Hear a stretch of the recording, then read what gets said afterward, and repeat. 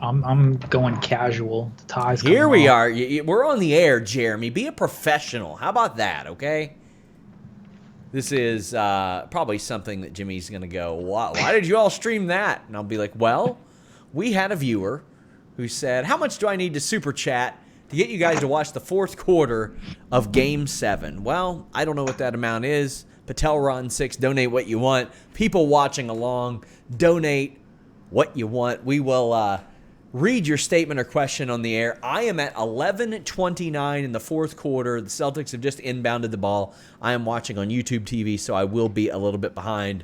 I am a Raptors fan. I tried to fight it for a long time, but I love the city of Bandwagon Toronto. Raptors fan. Yes, gladly. At least you admit it. I appreciate it.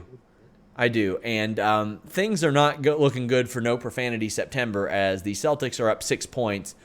And for some reason, Daniel Tice keeps just getting to the Raptors this series. And I don't understand it, man. I would like everyone to know that I am a good 20 to 30 seconds ahead of Sean. And because I am a good friend, I'm going to try my best not to spoil it for him. I don't want him to know what's about to happen. And maybe I should. Maybe to prepare you for the anger because it's not looking great right now. A lot of time left in the fourth. Yeah, a lot of time. Love that Daniel Tice has never averaged more than 9 points or 6 rebounds a game, and then he's like got numbers in the playoffs this year that beat his regular season career bests.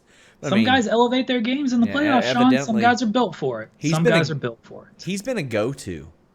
He's been a go-to for them. I mean, it helps that Marc Gasol just can't move. Yes. That he just cannot move at all. Yes.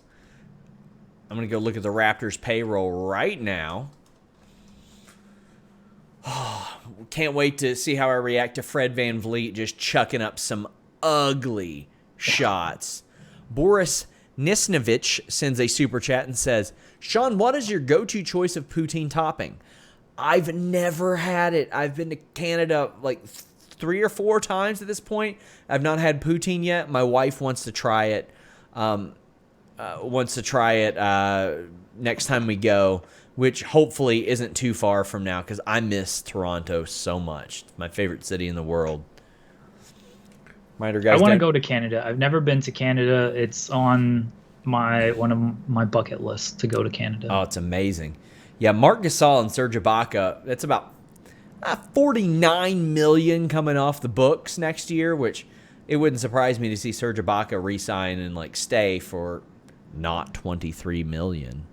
Yeah, Serge is good. He's been good this game. Yeah. Ooh. What? Come on now. It's an injury, okay? It just did not look good. It's tough not to react to that. I don't see what you see yet, I don't think. You will see it. I'm trying not to react to plays and stuff because I'm trying to be a good friend. I'm at 9:53. Where are you at? An injury, I don't know. It's a stoppage right now because something did not look good. You'll know it when you see it. Oh! Yeah. Oh, my balls. Yeah, it did not look good for Jaylen Brown right there. Hope he's okay. It looks like it's a groin, but anytime someone goes into like that expansion like that, I just always have the Paul George flashbacks in Team USA where he basically lost a season of his career. Yeah, did not look good for Jaylen Brown. Looks like he might have rolled it a little bit, but it doesn't look like super, super ridiculous, but it also looks like a groin pull. Yeah. Man, we're going to end up getting a half an hour out of this. So, little inside baseball, guys. Jeremy and I have a very, very rare weekend off this weekend. There are no wrestling events. And no, we're workaholics. We pop up and work on weekends that we have off anyway. But very rare this weekend and next weekend. So this is sort of the kickoff to it. I got my interview stuff done. Patel Ron 6 says, thanks, SRS. I'll add another 200 to the NPS, No Profanity September amount for this unofficial broadcast. I'm with you. We're going to take that money for the No Profanity September thing. Jimmy is offered to match a certain amount, but what we're going to do is we're going to order supplies and stuff for various nonprofits and local causes to kind of help them out. So I'm not cursing for a good reason. And Jeremy, it is one of the hardest things I've ever done in my entire life. I believe it. As someone who enjoys tossing around a curse word, I always find it difficult. But you know, when I first started the podcast with Joe, I didn't know like how much or how little we could curse on All a the time. podcast. So, well, again, I didn't know that. So when we first started doing it, I would rarely curse on the pod. And like when I did curse, I felt bad. I was like, "Ooh, I don't know if I can get away with this." And then when I started doing this podcast with you, I realized, oh, okay, it's not a big deal. Not a big deal at all. I mean, I don't like to do it just for the sake of doing it. I have tried to watch my language because, I mean, my wife teaches little kids, special needs kids, and I don't want to, like, just slip up and say a curse word around them. Let's talk. I'm interested in how the Raptors will look over the next couple of years. Kyle Lowry's still in the books next year for $30 million. He'll be 35. He's still playing at a high level. Gasol and Ibaka come off. Ibaka's got $23 million. Gasol's got $25. I think they'll re-sign Ibaka for much less.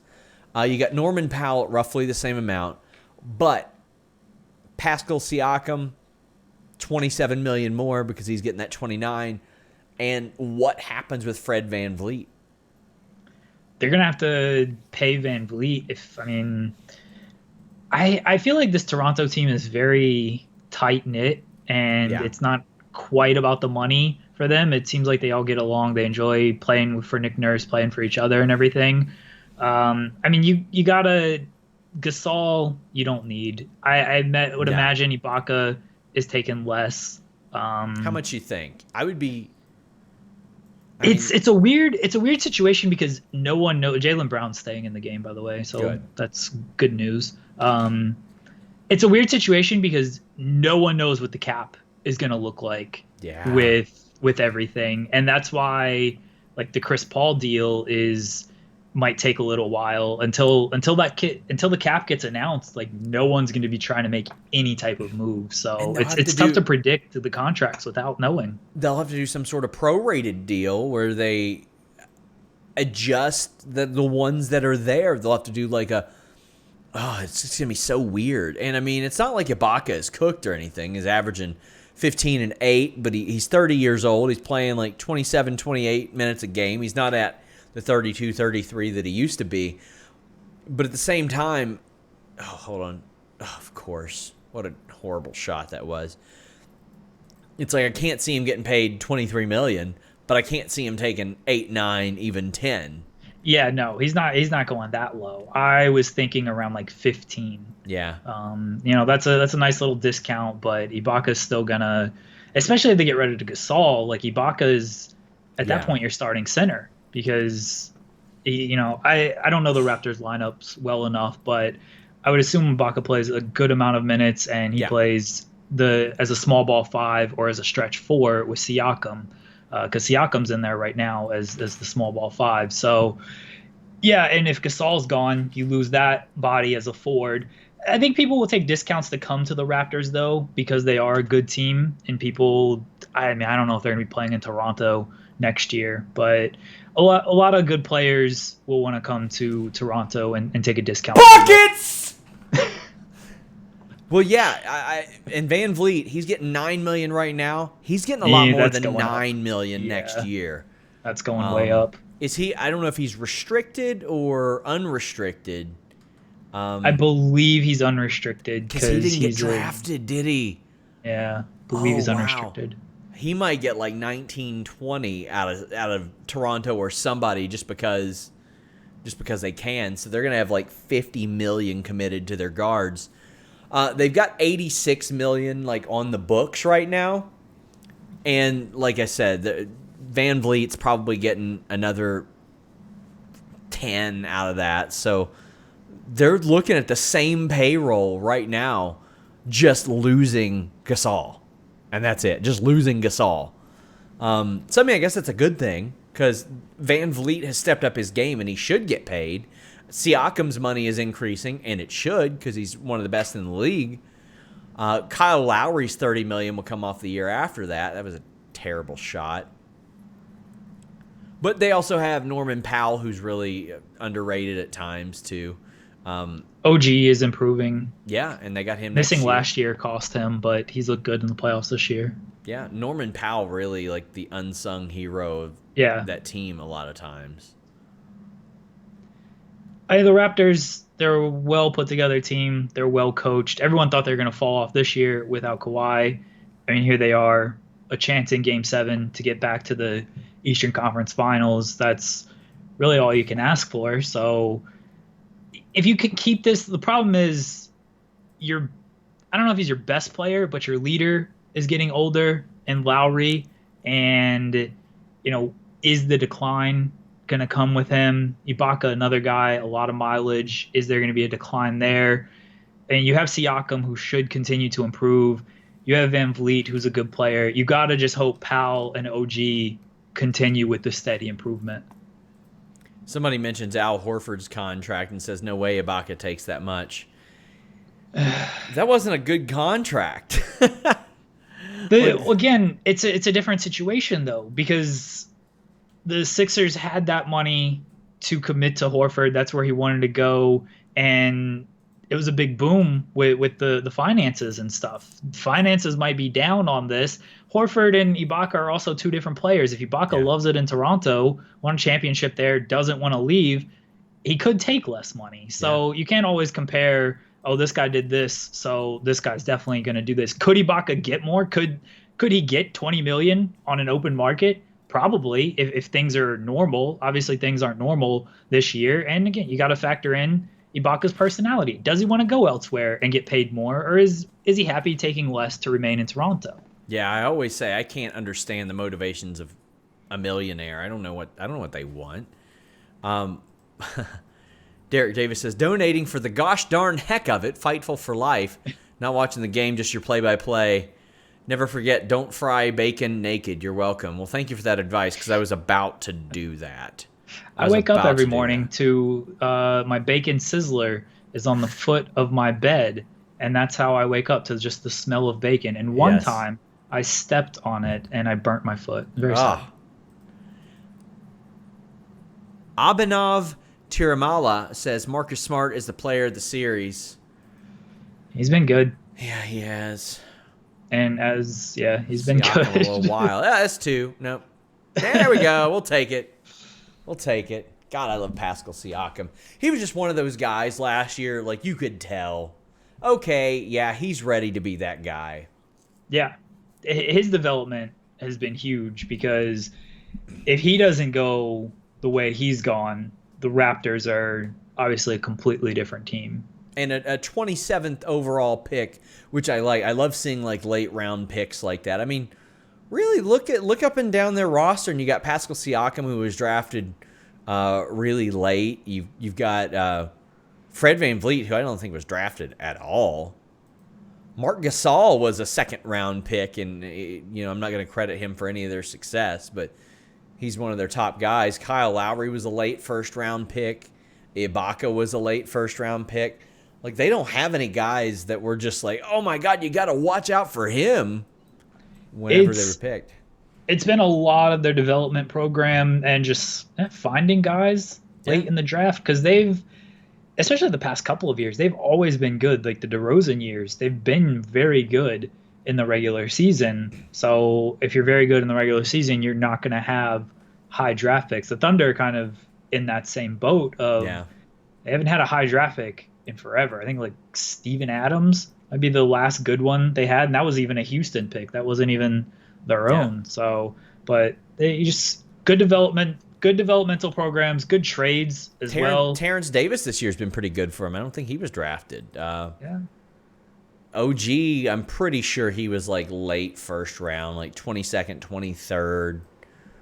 McCall was a second rounder, but he doesn't really play that much anymore. He plays, but he's not really an offensive weapon or anything to like an extreme degree. And Powell was a second rounder.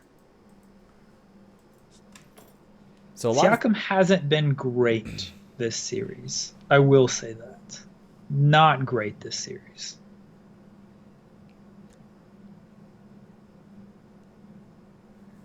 reminder, guys, you can donate a super chat. We will read your statement or question on the air. Avery Dunn says, how do you feel about the Bulls next year, SRS? I don't feel about the Bulls next year. I have after 30 years as a Bulls fan, I just Gave finally up on him. I gave it up. I gave it up. I can't put myself through it again. Bandwagon, whatever. I don't care. It was Very sad. heartbreaking to watch them this year, and just they've got a lot of talent on their team, but it That's can't debatable. execute. I think Wendell That's Carter, Laurie, and Levine are pretty nice. I Kobe I White think sucks, as it turns out. I think Levine is a very good scorer. I think Bulls fans highly overrate Lauri Probably. Markkanen, and I like Lauri Markkanen. He's not the guy Bulls fans Oh thinks he no. is. And Wendell Carter, I can't say I watched enough of the Bulls this year to know what Yeah. Wendell Carter actually gave them, but yeah, they're fine. I hope they get Billy Donovan. Honestly, I Yeah. truly do feel he will be good for that team. It really. Chris Dunn's 3-point shot falling off a cliff did not help this year with the role that he was in. Kobe White not performing well at all. My God, he was not good. That didn't help. Not having Otto Porter did not help. Having Felicio. Sucks, though. Yeah, having Felicio did not help. What a dumb contract. It was. I mean, it's a poorly constructed team. They hated the coach. That didn't help. They just completely hated their own head coach. Yeah, it's not a good team. Evan Chicago Wright says Bulls. hashtag FTF with FVV. Yeah, me and Chris Van, or is that?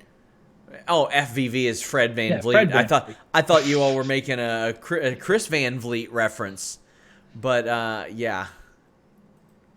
Chris Van Vliet making me stay up till 1 a.m. to transcribe stuff every week. It seems. I mean Van Fleet. It's Van Fleet, right? Not Van Vliet. So I was okay to mess that up. Truth be known, Mr. WrestleTalk's Luke Owen says, so I might gotta change my YouTube handle from Weeping Milwaukee to Weeping Toronto. Might be changing it to Weeping Ewing, Kentucky, based on the way that things are looking. It was not good. Oh, poor Milwaukee. Shout out to Alex Pulowski. Rough, Yeah. So, rough playoffs. Fun story. Alex blocked my IRL best friend because he made like a funny joke, or I don't know if it's funny or not, but made a joke about Milwaukee losing. And Alex has no idea who the guy is. Alex doesn't know that he's my friend, but he just sent me a message and he said, Alex blocked me. And I said, well, Alex blocked you then. I mean, what am I supposed to do? I felt bad for Alex. I know how hard that is. I know how hard it is, and he's like me, where he takes this stuff like live or Sure. die kind of thing. And so I saw him tweet like, "Yeah, don't make jokes, nothing. Like, I will block you." So look, if your best friend tagged him He deserved it. in a tweet, yeah, he deserved it. I'm like that with Kentucky basketball. Less now than I used to be, but don't worry. Glenn Robinson and Vin Baker will get them there next year.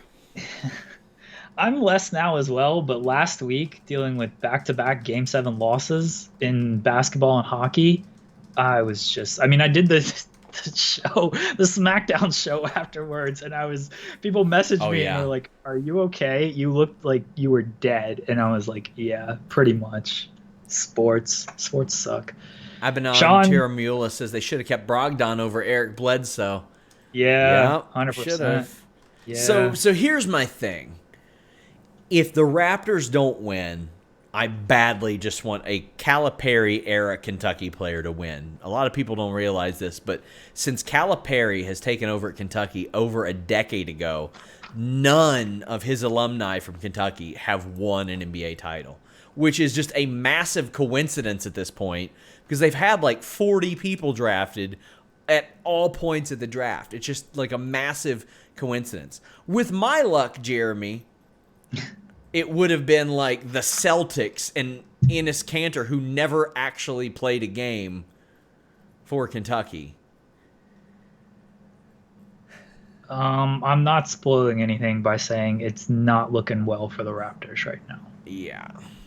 They got the last couple of offense possessions, and this is where you're at, by the way. This is how good I am I'm at at what I do. 451, yeah. Yeah. You've seen. Down I 10 feel like I know points. what you've seen. I'm down. They're down 10 points. It's looking rough. Yes.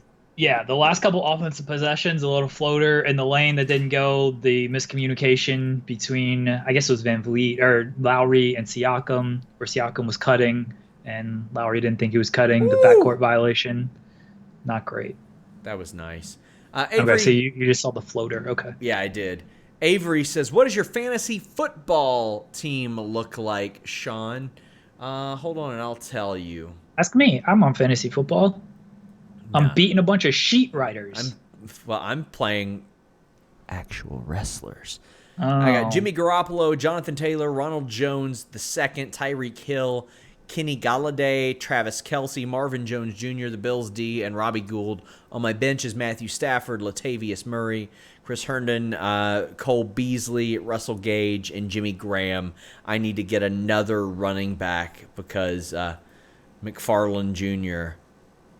ain't looking great. Yeah, so that's what mine looks like. I'm only in one league this year. I had been in a league with a bunch of people that I had been friends with on Twitter. I barely knew the rules of football, and I won the first season, and I've never quite met that success ever since. Evan writes... Go ahead, sorry. Go ahead. Oh, I retired from fantasy football for like 5 or 6 years, and then Dominic D'Angelo from WrestleZone was like, hey, want to be in a league? I was like, yeah, sure, why not? So this is my first year back. I posted up on him so hard at Ball Out. Oh, poor Dominic. I got a good 6-7 inches on him in height. Just posted, turned around. Then they put Connor Casey, who was like frosted mini Sheamus. I wasn't posting up after that one. Poor Dominic. Very nice guy. I owe him a beer, great. and I hope to cash in or owe up on that bet, pay up on that bet. Miss seeing him at live point. shows. That's one of the things I miss about traveling. Like I miss seeing other media too. Yeah. Evan Wright says, off topic from basketball, but we need Sheeta to do a taste test video of Sue's cookies for the ultimate Fightful Hit. Yeah, really. Yeah. Occasionally we'll pull uncopyrighted social media videos off, and Kyler will post them. And some do really well. Some have done 6 figures. Oh! Backcourt. I'll take it. Slip on a banana peel. Oh, man. By the way, guys, got an interview with Anthony Green dropping next week. I heard through the grapevine he was going to get signed by WWE a while back, and I hit him up and I said, I want to do an interview before I can't do an interview with you anymore. So I've had that one waiting. I'm dropping that and the former Darren Young, Fred Rosser. I also interviewed Amber Nova, who you all might know from Impact and a couple NXT spots. You all will know her a lot. Oh, beautiful! You all will know her a lot more soon. Also, I have some in the can with Aiden English. I've had that sitting in the can for a long time. I remember you put in the chat that you were interviewing him like 3 months ago. A long time ago, I've had that in the can. And there was no good spot for it until, like, really in a couple weeks. Also, I got Victoria, and I did, like, making a finisher with her, too. I got a great story for making a finisher on her, but you guys might not see that until, like, 2024. That's my plan, just so you guys know. If you all see stuff and you're like, wow, I didn't know Sean interviewed them. Well, here's what I do. I'll interview people that I know are going to get signed or I know will eventually get signed by WWE, and I'll do enhancement stories or making a finisher with them, and then I'll just put it in the can because it's evergreen. I'll release the main interview, and then whenever something big happens to them in WWE, I'll release making a finisher. And WWE's like, hey, you talked to them without our permission. And I'm like, no, I didn't. It's all about the game and how you play it. I've heard that. I've heard that before.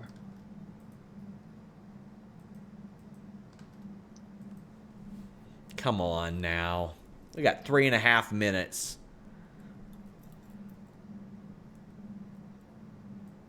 Siakam picking it up a little Yeah. here down the stretch. I mean, 5 for 11 with 12 points. Not great. Chris Rain says, I was mad that the Pacers drafted TJ Leaf instead of OG. Yeah, I mean, I don't know quite enough about the draft. TJ Leaf never really impressed me in college. I think he went to UCLA, and never really stood out to me. So I'd be mad about that too. Yeah. That's one of the downfalls of the one and done. Like, if TJ Leaf would have spent like a couple more years in college, I think he would have developed, I don't think into like a great NBA player, but a more useful one than he has been. Evan Wright says, I demand a John Silver interview. Anybody. I wish. AEW is, they're not a little bit, they're a lot more difficult to secure interviews with these days than in previously, but we were able to get Ricky Starks last week for the third time this year. Like, terrible dresser, Ricky Starks.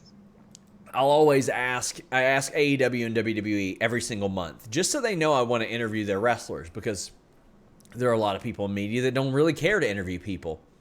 And a lot of times you won't get a response, you won't be able to get interviews. And last week they're like, okay, we got one for you, Ricky Starks. And I was like, we interviewed him in June and March, but you know what? I'll do it. And I got to say, I would ask him questions. He's like, wow, man, that's a good question. And I'm like, yeah, you've been talking to Jeremy for months. Buried me with my own insult that I used against you earlier in the day. Yeah. And then you buried my wardrobe. I Carlos Mencia'd you. Yeah. I might have Mencia'd you. I stole your own material and performed it in front of you. Yes, you just interviewed Ricky Starks to bury me. That was the whole point of that interview. Yes. It's just, okay, I'm just gonna do this interview just to bury my own writer here. Come on. Well, yeah. And you bully me into writing headlines about cookies. Come on, that was a hit. That was a hit. A lot of people loved that on Twitter. So I can't. I'm surprised we didn't get any. This is wrestling journalism, because there's usually a few of those. But yeah. To me, it's a wrestling website. You can't take yourself too seriously.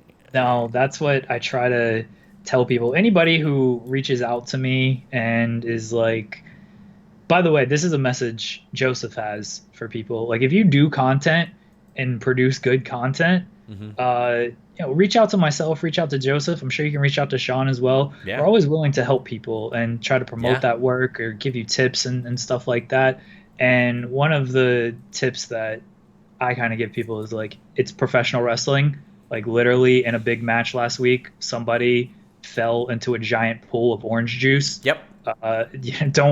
Don't take what you write too seriously. Do good work, but don't, try not to take this stuff too serious, because at the end of the day, it is pro wrestling. Yeah, I used to get a lot more upset about stuff than I do now. Like, I would take things way too seriously, and I don't think it's a secret. I've enjoyed my time off a little bit more in the last year or so when I've been more secure in media than I did before, but it's like I get on and I see some of the stuff, and I'm like, you know what? That'd be fun to write about. That'd be fun to talk about. Let me do a skit with this or that.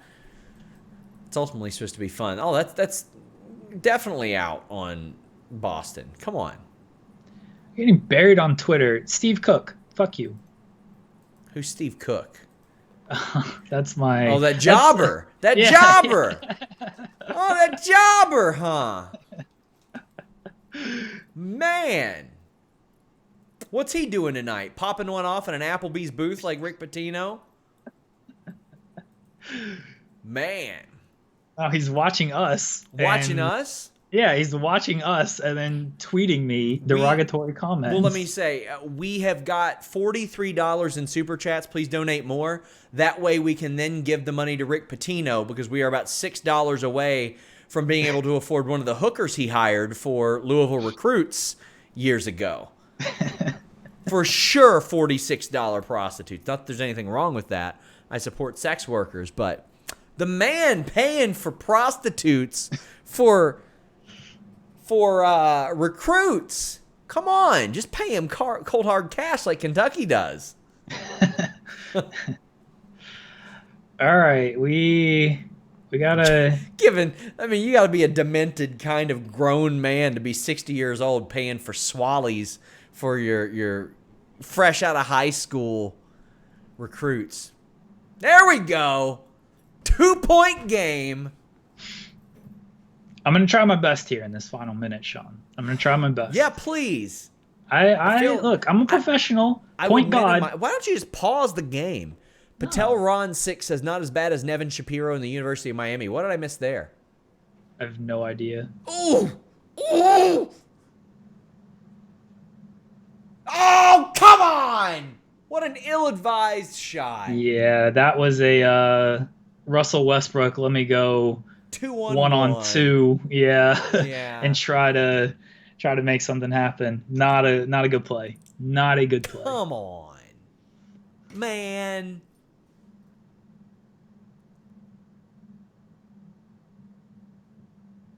Boo! Man.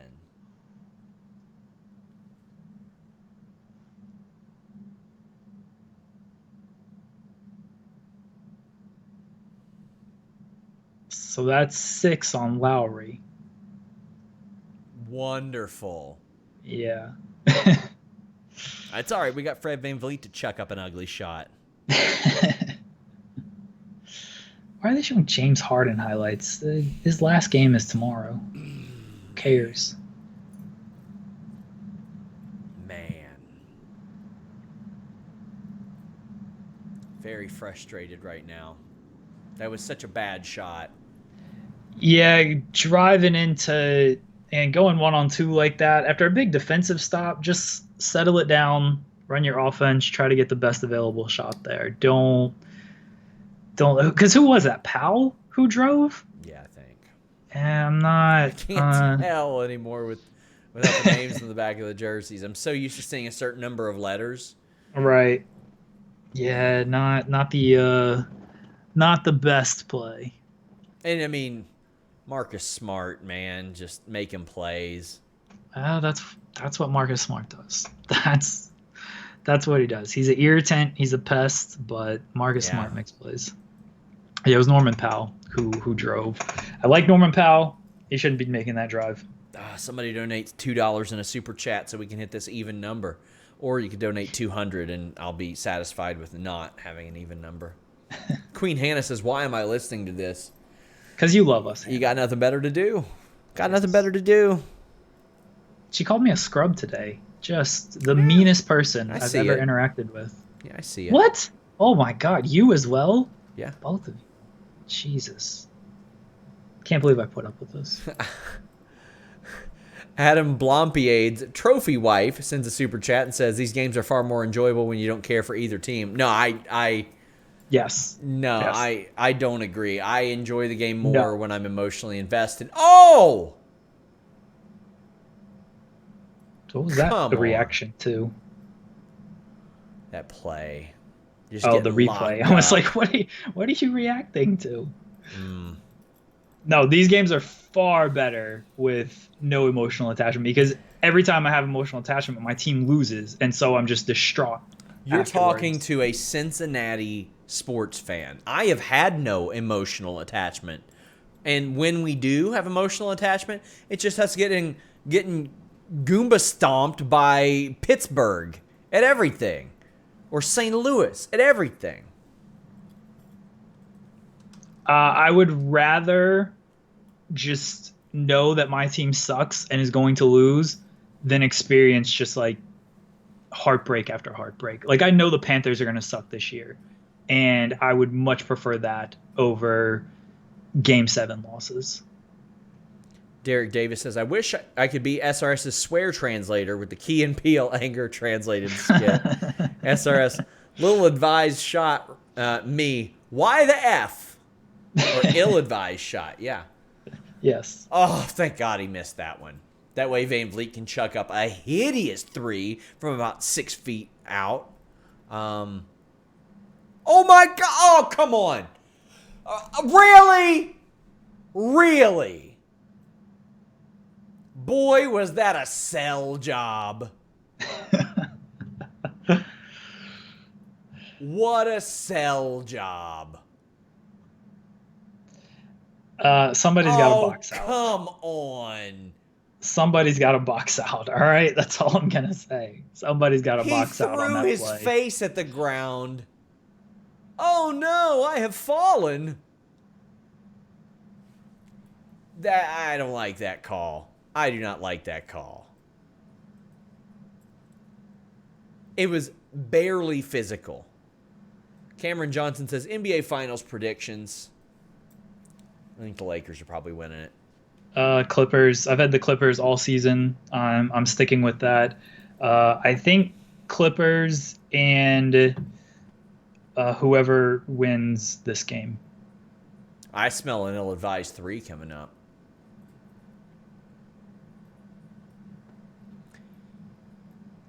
Here we go. Van Vliet's got it. Oh, you know. Oh, look at.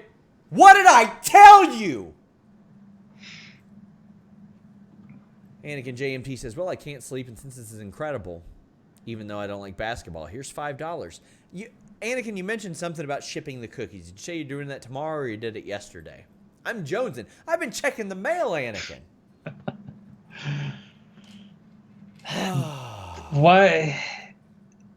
What was that Van Vliet shot? It was exactly what I wasn't joking whatsoever, Jeremy. No, I know. It was exactly what I expected. Yeah, This is future $19 million man, Fred Van Vliet. That's not the shot and he wasted so much time trying to get around Jaylen Brown as well. Like I think Fred Van Vliet's a good player. He ain't getting by Jaylen Brown. Jaylen Brown is an outstanding one-on-one defender. Throwing up trash all series long. Not the best. Not the best shot to take there. Rafael Garcia says that was the best shot they could get. Oh no, it wasn't, but it was the only shot Fred Van Vliet was going to get. It's what I've said it the entire stream. That is true. That is true. Anakin JMT says was going to be today, but I can't find the windmill cookies. I'll ship them tomorrow no matter what. What do you mean? Are they the cookies that you buy or that you make? And if so, did you make them and forget where they were? I would like to think so. Be nice to Anakin. I love Anakin. Anakin's awesome. I'm just confused. Weeping Ross Sapp says, my condolences. Listen, you're not sending enough in Super Chat. 200 yen is not enough for you to troll me like this. This is not enough. I know what that exchange rate is.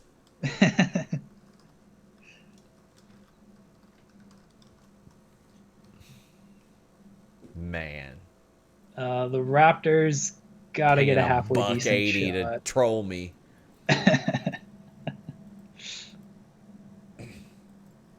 Oh, man. No Profanity September, 1/3 the way through. Man. I'm going to the toy store tomorrow. That'll be fun. I'm going to move tomorrow. Oh, wow. I mean, I'm not moving. I got to get stuff. I got to handle some personal stuff. Like, you're physically moving, or you just got to get on the move? No, I'm physically moving stuff out of my grandmother's house. She passed away a year ago, and it's been a big ordeal. So everyone, please send me positive messages. What was that? Just another ill-advised Van Vliet shot? No, that was Siakam. Van Vliet slipped. I think it was probably supposed to be an ill-advised Van Vliet shot, but he slipped. Well, that's it, guys. Toronto Raptors have been eliminated. I'm sorry. I know this feeling sucks. Yes. You guys helped ease my pain. Thank you for the super chats. This was very impromptu. Usually I like to wrap up work by now on a Friday night. Jeremy, thank you for joining me. I had fun. We should do more basketball stuff. If you want basketball stuff, The Distraction. It's a wrestling podcast. It's a basketball podcast that masquerades as a wrestling podcast. Yeah, there we go. Anakin JMT says, I made the ginger snaps from my dead grandma that I never met and will be sending windmill cookies made locally as well. Been busy, okay? Yeah, well, cut the man some slack. I'm gonna end this show and leave. Until next time, guys. We're out.